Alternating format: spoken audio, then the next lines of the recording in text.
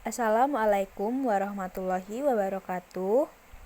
Perkenalkan, nama saya Febrina Putri Andini dengan NIM 1910901015. Di sini saya akan menjelaskan tentang organisasi dan perilaku komunitas. Pengertian organisasi secara umum adalah sekumpulan atau sekelompok orang yang terdiri dari minimal 2 orang yang memiliki struktur organisasi dan tujuan yang sama.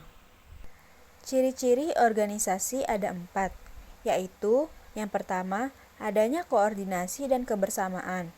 Yang kedua, memiliki tujuan individu dan tujuan bersama. Yang ketiga, ada pembagian wewenang dalam pekerjaan. Dan yang terakhir, adanya kekuasaan yang mengatur oleh pemimpin yang dipilih. Selanjutnya, prinsip-prinsip organisasi, yaitu yang pertama, mempunyai tujuan yang jelas. Tujuan merupakan sesuatu atau sasaran yang hendak dicapai. Karena tujuan yang hendak dicapai adalah tujuan organisasi, maka tujuan tersebut harus dicapai melalui kerjasama sekelompok orang, di mana tujuan tersebut harus dirumuskan dan ditetapkan dengan jelas. Yang kedua, mempunyai kesatuan perintah. Prinsip ini menyatakan bahwa setiap bawahan hanya dapat diperintah secara langsung oleh satu orang atasan, sehingga seorang bawahan bertanggung jawab langsung kepada seorang atasannya langsung. Yang ketiga, keseimbangan. Organisasi selalu membutuhkan keseimbangan. Prinsip keseimbangan di dalam organisasi dibedakan menjadi beberapa macam. Yang misalnya, keseimbangan antara sentralisasi dan desentralisasi kewenangan. Keseimbangan antara wewenang dan tanggung jawab.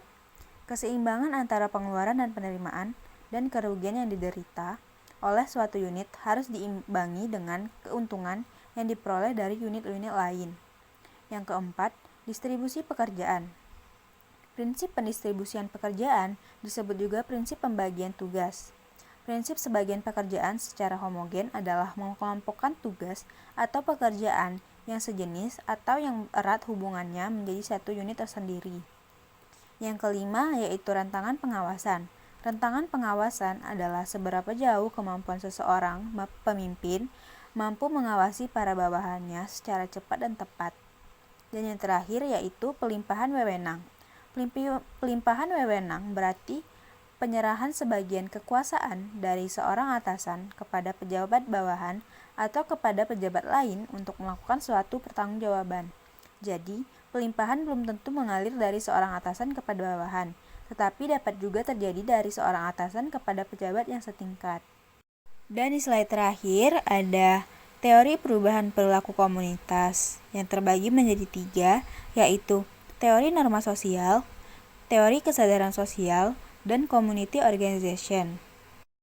Yang pertama yaitu teori norma sosial.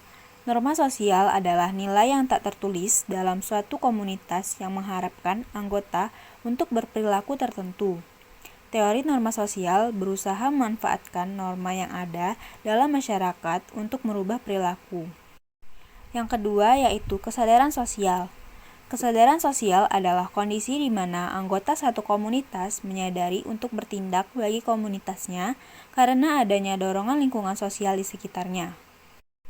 Dan yang terakhir yaitu community organization. Tindakan yang dilakukan adalah melakukan aksi bersama untuk merubah kondisi kesehatan masyarakat. Metode yang digunakan adalah problem solving yang partisipatif, pengorganisasian, pembentukan koalisi, dan advokasi. Baiklah, sekian penjelasan dari saya. Terima kasih. Wassalamualaikum warahmatullahi wabarakatuh.